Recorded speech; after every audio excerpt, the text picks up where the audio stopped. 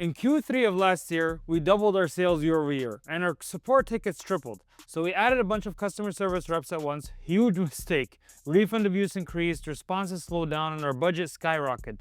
We learned a very expensive lesson. Now we decided to completely pivot as a test and test out full AI automation for customer support on one of our own brands. And that was even worse. Hiring more reps isn't the answer, but installing AI without structure can actually ruin your brand just as fast. I'm Jasim, Eisa, CEO and founder of Voadera. We've sold hundreds of millions of dollars on online marketplaces like Amazon. And in this video, I'll show you the true cost of customer support, both directly and indirectly, which a lot of people miss, the 5-step brand safe AI stack that we built for customer support, and how we use that to cut overhead by over 60% while reducing refunds and protecting reviews. And I'll show you how to implement it for your brand today, very practically. The true cost of customer support when scaling. So there's two costs to customer support. There's direct costs, which you pay directly in a P&L, but there's also indirect costs, which are more soft and tangible. And I'm going to jump into both.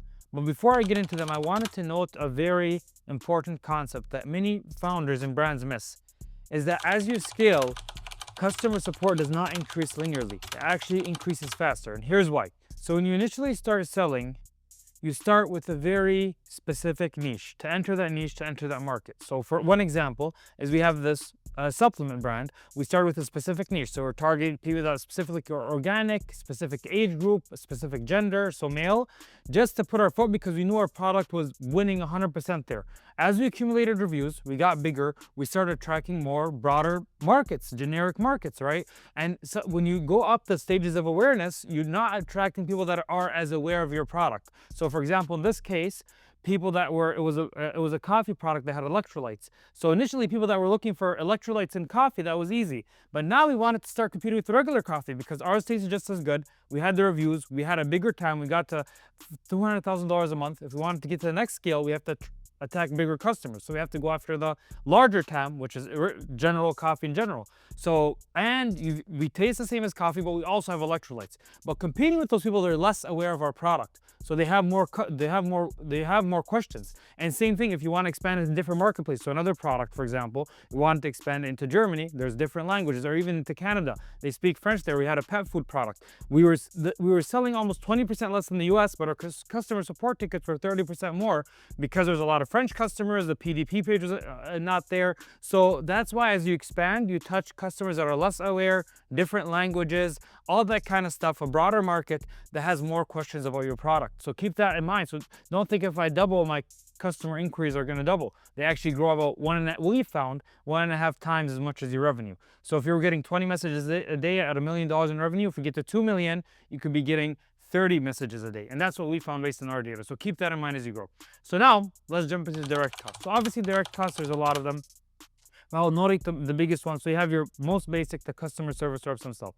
They're getting a salary, they have to make sure they respond, all that kind of stuff.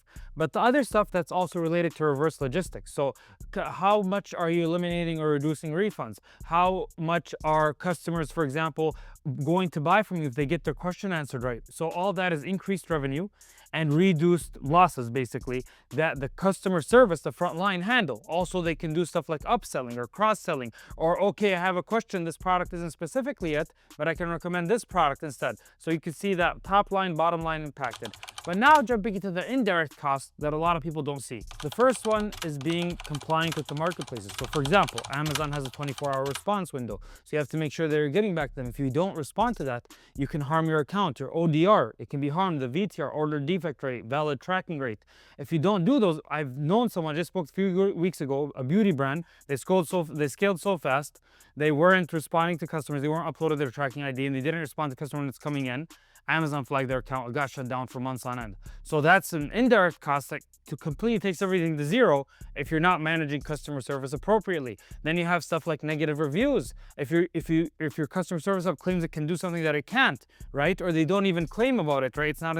It's not responded to a customer question. They get it and they were expecting something, then you get a negative review for that. So one example is we had a crib that we were just responding very quickly to. It was very generic response, it was very thin, it was for kids. It was actually meant to be a topper, but a lot of people thought it was a crib, even though we had a description. Some people just ask questions before buying, or when they request it, and we had a 4.2 review for this.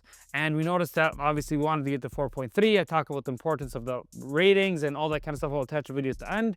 But when we noticed that, obviously that was an indirect cost because our reviews was less. Our sales are lower because now it's showing us a 4-star instead of a 4.5-star, and that's indirectly.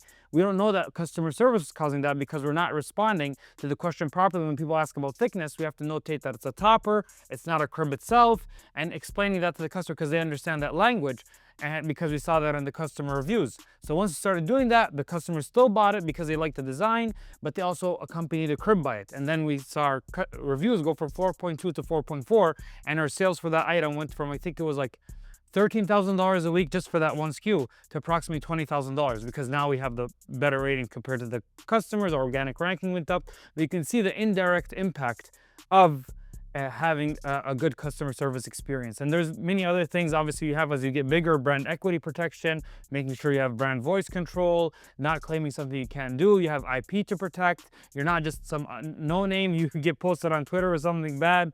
It can have huge ramifications. So understanding all that kind of stuff could be very serious. Now let's jump into our 5-step AI system. The first one is a knowledge-based integration. So this is when we onboard partners. They have already thousands of reviews. They have a FAQ usually. They have a manual. What we do is you can do this either, we like custom GPT or Google Gemini. You can build a gem. So you can build a custom GPT or a gem. And before that, obviously, that's a tool that you're going to be using. You want to upload all that information into Google Drive. So we're uploading all the customer reviews. We're uploading all the manuals. We're uploading all the facts. We're uploading all of our intention. And we're feeding that data into there. And then once we have that data fed into a gem or a custom GPT, when a question comes in, if the rep can just simply ask it there and they can get all the technical information necessary, but it's more importantly, it's standardized, it's consistent. So that's one of the first steps that we're doing. So we're leveraging these AI tools, we're feeding it all the data, and we're not only feeding it data for example, the specific brand, but also general questions. So some of the general questions that we receive is, for example, does it come with like, what do we have to pay VAT when it's Amazon Canada? That's already, no, it's already declared. So you already get that for free. So understanding the basic questions: how long does this take to ship? Getting the tracking rate and making sure we just copy paste the template into there. So, okay, like for example, how long does it take to ship? Thank you for asking that question. Here's your tracking ID. You create it, and I'll get it to templates a little bit later. Thank you. Here you go. But that, just understanding that you have not only brand technical questions, but you also have, on the other hand, general logistics question fed into that ChatGPT, fed into the Google Doc. So whenever a question comes in, you're feeding it into there, and then that will generate responses. Once you start generating these responses, one thing that you want to keep in mind, you have a customer service approach strategy. And this is uncommon, but it's actually a very important point. So just a basic example why I need a strategy is we have less, like let's say on a scale of 1 to 10, 1 is very harsh. You're never getting a refund. Everything has to be returned. We're not easy on the customers. We get it back. And then 10 is, for example, always give refunds. Don't care. Whatever the customer wants, just give it to them. And then, so more lenient, very, very strict and firm. And this depends on the brand. So one example on a brand that's closer to the 8 or 9 range is a brand that's very heavy. Returning it would actually lose us money because it's so heavy. So what we do is we're very lenient. How about you keep a 70% refund? Oh, I'm sorry that you didn't like this. Next time you can get this coupon. So we integrate that into what's in the third step is our templates. And that's where it's very important that we decide our strategy before. Another one that, for example, is close to the 2 or 3 range is stuff that's very expensive that has lots of fraud that we can resell too. So for example, a laptop, even if it has a technical error, we can repair it. Or let's say any type of technology that we have. We have some technology brands. So we have that in there. There's a lot of fraud, it's expensive items. So we're more strict, like, okay, I'm sorry you had a bad experience, give it back to me. And now going back to the lenient range, the 8 and 9 is some brands that we want to get better reviews for. So we're at a, let's say a 3.8 9 or whatever, 3.6, and we want to get to 4 stars, so we want to get past the 3.7. Okay, we're more lenient. It's a cheap product. Getting it back won't be useful, or we can't resell it, right? Like, let's say it's, for example, interior clothing. We worked with a bra brand in the past. Like, what getting that back, we're not going to resell it for sanitation purposes. So then we're more lenient with the brand. But this also has to do with the brand voice and brand message. If it's a volume-based brand, right, then we're more towards the lower range. We don't want to deal a lot. We just want to be firm. We're barely making any margin. High customer experience brand, then we're more on the 8 or 9. So we implement that scaling strategy into the responses, into the templates. And then that's where we have the third one. We have the most common templates, right? So we load these into Seller Central. We have common templates that we use. And 70 to 80% of responses can be used through these templates, whether it's shipping, all that kind of stuff, whether it's brand specific, or again, seller just operation specific products. So that's the third step of it, is we generate the templates.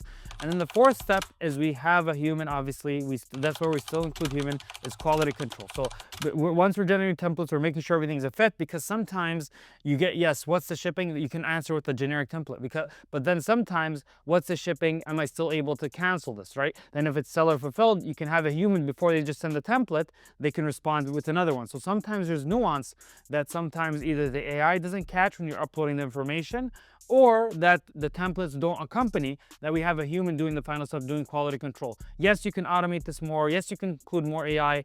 We personally give our brands that will partner with us a premium guarantee and vouch that we're going to make everything accurate. We're maybe erring on the side of caution, but we just like to be very careful. So we still have a human at the last step. We have a couple people that are reviewing that last step and making sure that everything's accurate. So that's where we have a human quality control. Then the last and final step is RCA, root cause analysis. We're always looking at how can we reduce these increase? Can we add something to the secondary images? Can we include additional information on the manual so they have less questions when they receive the item? Can we make it more obvious? For example, we had an item that already had the screws as together with, like, in one pack. So we started separating the screws into 2 packs so they can see both of them more obviously, generate less questions, better customer experience, better reviews. Again, we talk about, this is very related to customer ratings. I'm going to attach a video of that to the end, but you can see how it goes back to it. Going back and implementing the system, implementing the RCA, just one example is a pet food product, right? We had store and room temperature on the images, the bullet points, but we still had people complaining about that. And this brand was selling at $5 million a year, 10% refund rate, so that's 500 grand. And approximately, we reduced that by 10%. So it went from 10% to 9%, so 50 grand savings, because now on the manual, the first thing is store and room temperature. So when we make sure, some people were buying this in hotter areas, it would get a little bit stale. It wouldn't get expired or anything like that, of course, nothing, but they would just sense it, they would feel like it's off, and it would result in a poor experience. Our star rating also went up, but that's just explaining how it is. So implementing this 5-step system is how we make sure we have a consistent brand voice. We cover all the general stuff, issues that happen, of like AI is like a lot of time generic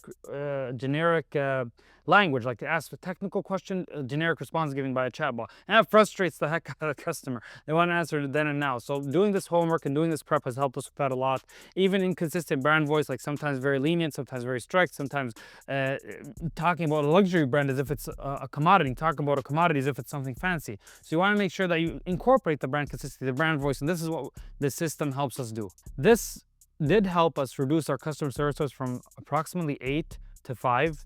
We relocated those 3 into more product feedback, making sure messaging customers that are upset, trying to increase the product rating, also analysis of bad reviews, customer reviews ratings, again, the one I mentioned later, because they're very, very closely interconnected. So this saved us a lot of time. It also standardized things and provided better customer experience. Now, there are a few instances where using AI is maybe better, and this is actually, I'll mention a few of them. So when we have a new product development, usually when we're producing a new product, we don't want any AI. We want to understand the customer's voice. We want to understand the critical problems. We want to even talk to them. What's their issues? Be very nuanced with that, because we don't have a lot of data, so it's not relevant to use it. Another example is premium products, high luxury brands.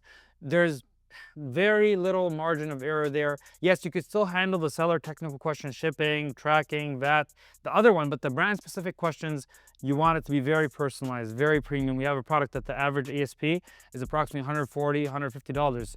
We are very close to that. We want to make sure there's a seamless experience. We have our best reps on that.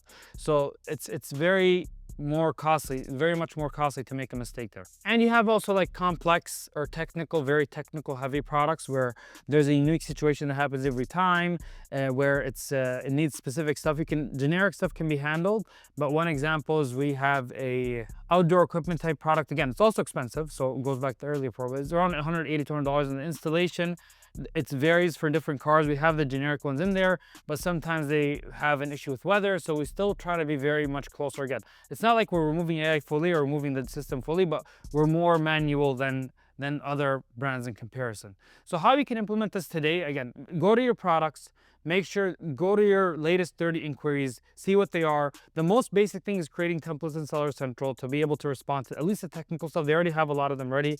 The second version of this is going to custom GBT, uploading the Google Drive, putting a Google Doc with all of your common areas, all of your customer reviews, and then you can also use that for other stuff. You can use it for product analysis, product feedback, but again, you can also obviously use it for customer service experience.